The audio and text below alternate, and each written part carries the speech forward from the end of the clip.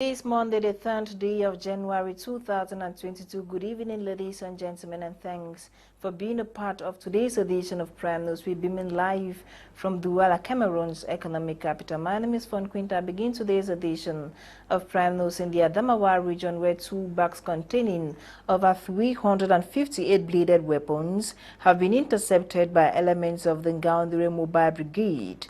The bags containing knives were seized at the Selo Semba checkpoint yesterday, January 9, by custom officials. Investigation has been opened to get more details.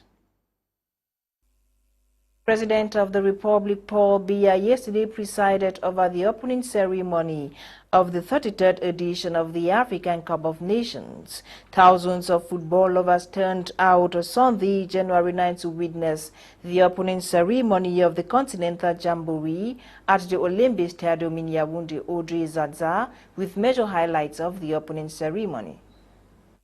Je déclare officiellement ouverte la 33e édition de la Coupe d'Afrique des Nations de football CAN Total Energies Cameroun 2021.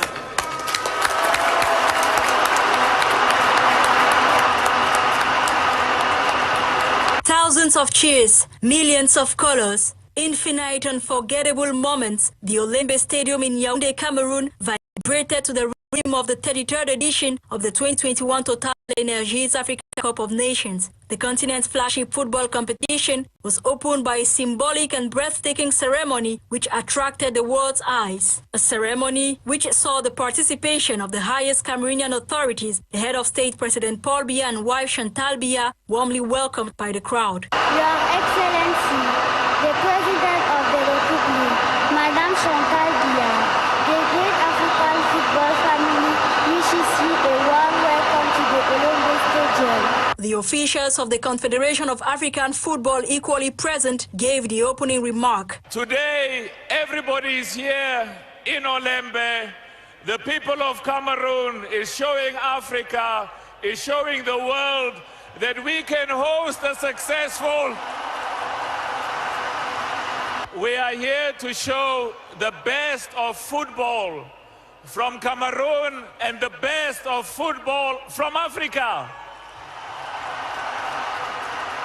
I want to start by thanking the people of Cameroon. Merci beaucoup, Cameroon. Merci beaucoup, Africa. Merci beaucoup, President Paul Biya. Merci beaucoup, President Paul Biya.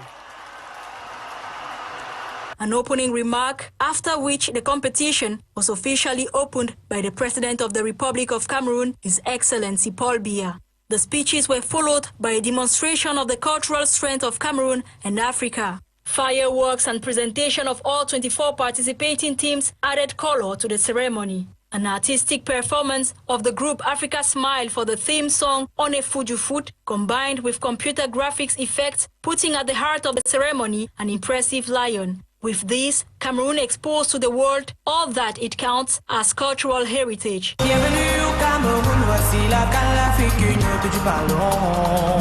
C'est bon. Au pays des indomptables, l'amour du foot a fait reculer les barrières. On a enjoying good times together. The opening ceremony, which lasted less than 40 minutes, was closed by the high-quality performance of the Congolese and African star Ali Pupa. This opening ceremony of the AFCON 2021 in Cameroon was sure phenomenal. In a related story, the long-awaited African Football Jamboree kicked off yesterday, January 9, with a win for host country Cameroon, as they came from behind to prevail over Burkina Faso. The Cameroonian players were the pride of millions of supporters who were out to support them. Relieve the moment with Joingang.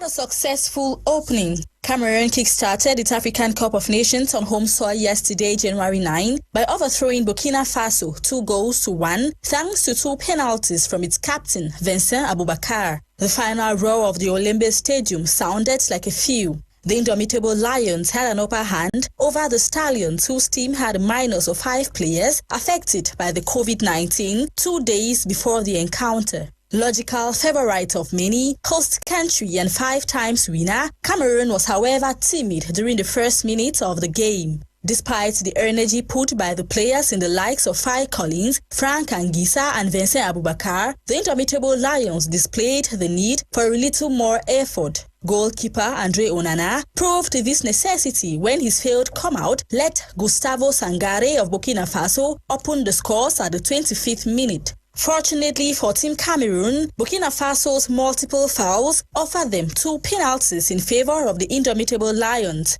A hip blow from Bertrand Traoré on Frank Anguissa offered the first penalty to Cameroon after referring to the video assistance referee. The next penalty was set a few minutes later following an uncontrolled tackle from Issoufou Dayo against Tolo Nuhu, and once again, Vincent Aboubakar directed the ball straight into the Stallions' net, giving Cameroon a 2-1 win at the end of the first half. The supporters who had arrived at the Olembe Stadium hours before the kickoff now had the encouragement that they needed. They were able to celebrate Andre Onana, who redeemed himself by deflecting a curved free kick from Traoré at the 48th minute and a shot on target from Adama Gira at the 55th minute. By the end of regular playing time, the essentials for Cameroon were assured. The Lions had marked their first victory in the African Cup of Nations right before the eyes of their very own president, Paul Biya. Aboubakar Vincent emerged man of the match. Meanwhile, Cameroon is at the top of Group A with 3 points, followed by Cape Verde, which equally has 3 points after its victory against Ethiopia, 1-0. Cameroon is set to face Ethiopia on Thursday, January 13 at 5 p.m.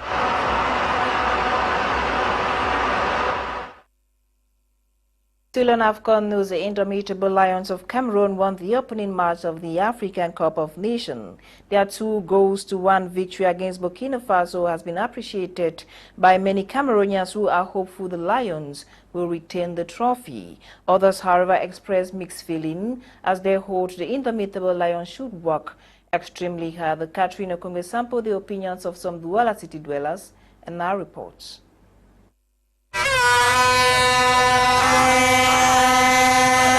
The African Cup of Nations kicks off with Cameroon and Burkina Faso being the opening teams of the game. Cameroon wins Burkina Faso 2-1 as the match has witnessed several reactions from Cameroonians, as many claim that the Lions didn't put in their best during the games. The Lions have played well, but they need to work more because if not of the penalty that permitted them to win the match, they would have lost it. Ils ont donné le meilleur spectacle aux Camerounais. Sauf qu'il faut encore qu'ils travaillent davantage, puisque the Lions won the match, but they have not yet reached our expectation, being that if not for the 2 penalties, Cameroon would have lost the match. Ils essaient un peu d'améliorer leur qualité de football. While others doubt the potentials of the Lion, many believe that the Lions will see victory to the end of the tournament.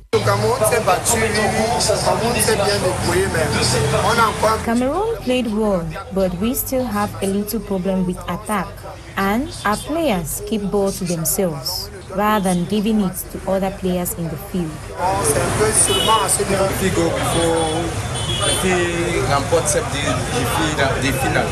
From the different view gotten, one can already feel every Cameroonian expects the Lions to retain the trophy by the end of AFCON 2021.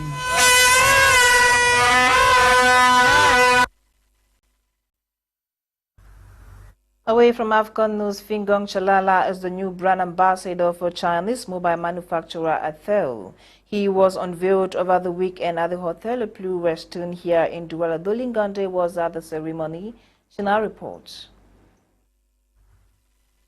Itel, a leading mobile telephone brand committed to providing budget-friendly, high-quality products while boosting excellent user experience, has made public its new Cameroonian brand ambassador in the character of Fingong Chalala. While signing the multi-million franc CFA endorsement, Fingong Chalala, one of Cameroon's most prominent comedians, now tells Cameroonians, de là où j'ai dû trouver la barre, je veux quadrupler. Sachez que d'ici là, vous allez vous rendre compte que Itel aura la taille de la Tour Eiffel. Donc ma détermination et mon objectif, c'est de pouvoir permettre à ce que cette grande marque puisse me faire confiance et que cette collaboration aille jusqu'à 10 ans, 20 ans, pourquoi pas 30 ans. Existing for the past 15 years in Cameroon, ITEL dominates over 80% of the Cameroonian mobile electronic landscape, plus a track record of connecting more than 9 million families across the country. But why the choice for Fingong Shalala as its brand ambassador, we are told? He's the best comedian in Cameroon, and we believe with him will achieve great things, because we started, that's why we chose to start working this year, because we have many projects that we want to work with him.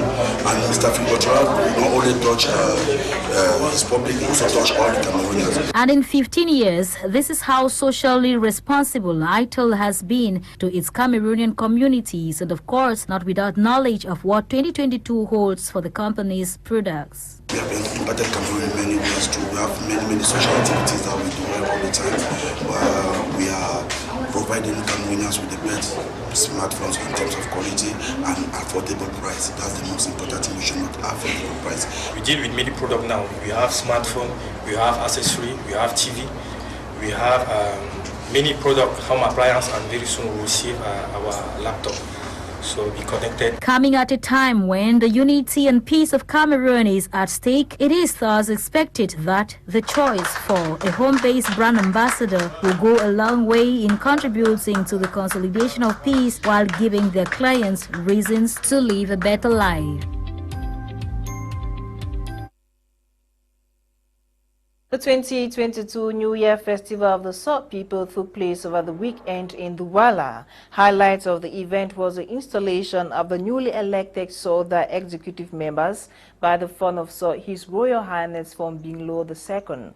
Eileen Sama attended the event and now reports.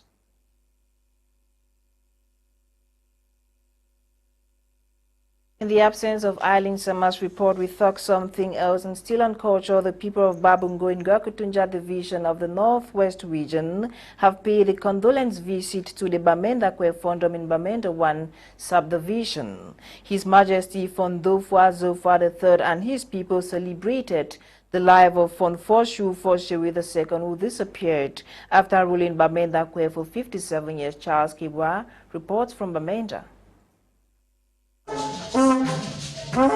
Many villages keep streaming into the Bamendankwe Fon's palace after they performed Nokwi and celebrate the life and legacy of the father of the sitting Fon, His Majesty Foshu Foshiri II, who disappeared in 1989 after ruling the Bamendankwe Fondom for 57 years. Sunday, January 9, 2022 was the turn of the Babungo people who heralded their Fon, His Majesty Fon Ondofa Zofwa III, paid a condolence visit to Bamenda Kwefon's Fondom, which is a tradition by friendly villages in the Ngemba to undertake immediately a king passes.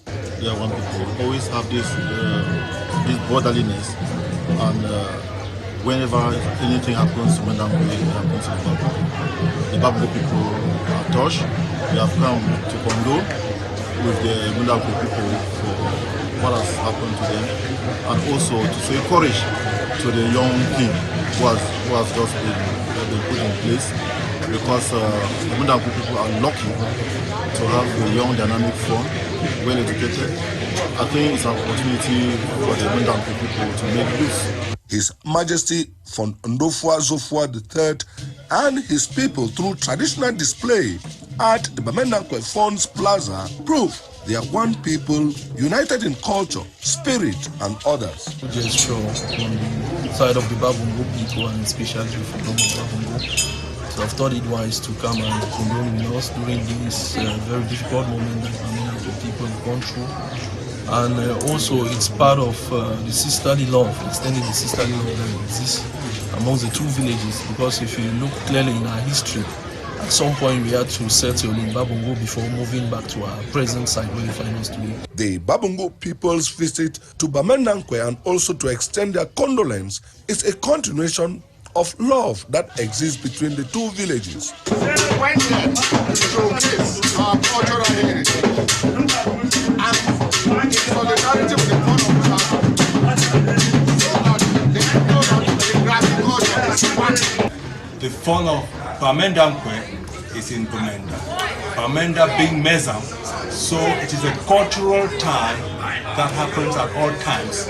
Reason why you saw the Babongo people, you can see on my left is a notable in Babongo. On the right is a notable in Babongo. To understand best, you understand that in nobility there are categories. Bamendankwe is in Bamenda 1 subdivision, one of the 7 villages that make up the city of Bamenda in the northwest.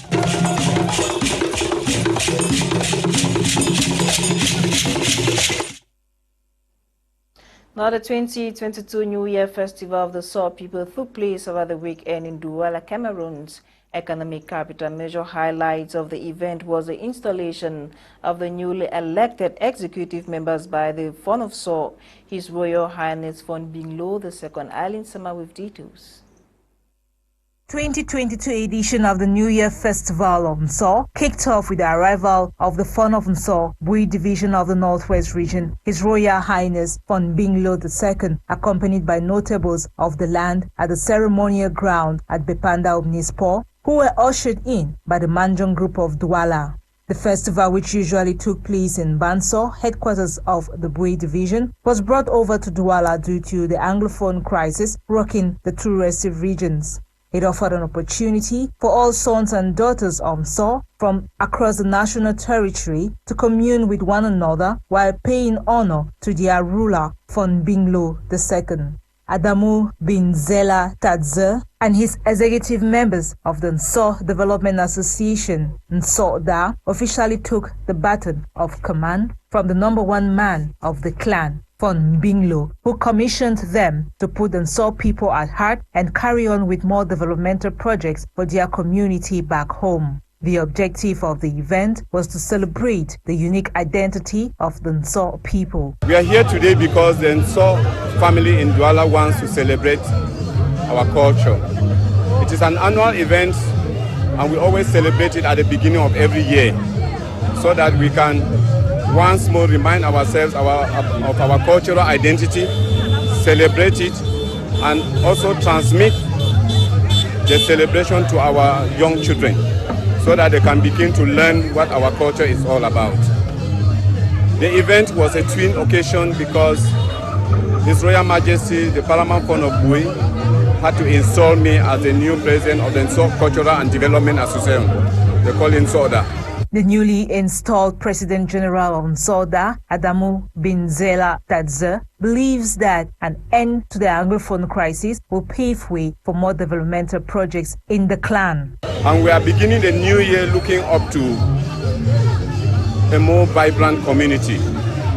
You know, we have been overtaken and embattled by the crisis. Our hope is that sooner or later the crisis should be over. The crisis has displaced so many people. Those who are supposed to constitute the core leadership of the community have been displaced. And so it is often difficult to coordinate development. Top dignitaries at the event included Barrister Nico Hale, a friend to the Nso people. He had great words about the newly elected. Selected on the platform of certain qualities. People have studied him over the years. Given their award. The rest who are taking much time to come, their awards will be forwarded to them in a man that people can count on. Thank you. And they elect him. And so the installation is very important because installed by who? By the #1 man of the clan. The event was graced by the children's dance, live performances from some dynamic Saw artists, and a beautiful display of the Saw culture. News on the African continent. We made a brief stop in Mali, Somalia, not forgetting the African competition ongoing in Cameroon, Norakak, with major stories on the continent. In touring the African continent, our first stop is in Mali, where they announced the recall of its ambassadors to West Africa and the closure of its borders with its ECOWAS neighbors in reaction to its embargo by West African leaders in a meeting yesterday, Sunday, January 9, 2022. The government of Mali strongly condemns these illegal and illegitimate sanctions and is recalling its ambassadors in the ECOWAS countries. The Malian government regrets that West African sub-regional organizations are being manipulated by extra-regional powers with ulterior motives. It should be noted that the junta has announced that it is closing its land and air borders with ECOWAS countries. Both ECOWAS and the West African Economic and Monetary Union took a battery of strong economic and diplomatic measures against Mali on Sunday to sanction the junta's intention to remain in power for several more years. ECOWAS has decided to cut off financial aid and freeze Mali's assets at the Central Bank of the West African states. The sanctions have already taken effect and will only be lifted if the Malian authorities present an acceptable and satisfactory progress in holding the presidential and legislative elections that will put civilians in charge of the country. Meanwhile, in Somalia, authorities announced on Sunday that they had struck a deal to wrap up parliamentary elections by February 25th, after repeated delays that have threatened the stability of the troubled country. The agreement was reached after several days of talks hosted by Prime Minister Mohamed Hussein Roble with state leaders to endeavor to diffuse a bitter political crisis. The international community has voiced its alarm over the crisis, fearing for the fate of the fragile Horn of African nation as it continues to battle a deadly insurgency by Al-Shabaab Islamist militants. On the other hand, the African Football Championship enters day 2 today with the Lions of Teranga preparing to face Zimbabwe in Bafoussam later in the afternoon. The Senegalese, who are the favourite to win the 2021 AFCON, enjoy the services of Liverpool winger Sadio Mane and Chelsea's goalkeeper Edouard Mendy. Mendy, Captain Kalidou Koulibaly and forward Famara Diédhiou returned positive results Saturday during required tests 48 hours ahead of their tournament opener. More news out of the country. At least 19 people have died and dozens of others injured in an apartment fire in New York City, while 10 others have been killed and 31 injured after a slope of a cliff.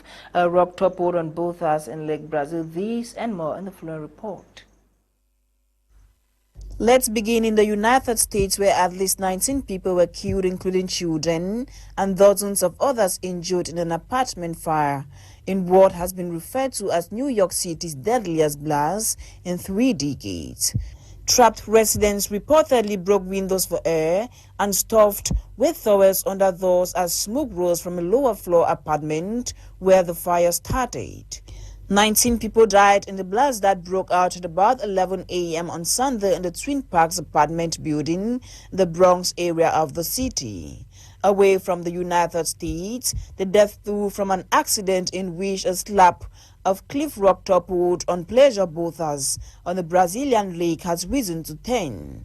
Police Chief Mocas Pimanto said on Sunday there was a possibility that some people were missing following the accident over the weekend in the southeastern state of Minas Gerais. At least 32 people were injured, though most of them were released from hospitals by Sunday. Videos of Saturday's incident show tourists shouting as a column of rock came crashing down, smashing several leisure boats and sending a huge wave over the lake at Capitolio. To conclude, protesters have taken to streets across Western Europe in protest against COVID-19 vaccine requirements, with more than 100,000 people rallying in France alone to oppose what they called the government's plan to restrict the rights of the unvaccinated. In the French capital, Paris, protesters, many unmasked, braved the cold and rain on Saturday, carrying placards that read truth, freedom and no to vaccine pass. The protest came as France recorded more than 300,000 COVID-19 infections in a single day on Friday, and the country's lower house on Thursday approved a government bill that will require individuals to prove they are fully vaccinated against the coronavirus before they can eat out, travel on intercity trains, or attend cultural events. We've come to the end of Prime News this 10th day of January 2022. Coming up at 7 p.m. is Prime Hour with Leonard and his team. My name is Quinter. I meet again tomorrow for another edition of Prime News. Have a great evening in the company of more programs on the African Eye. Good night.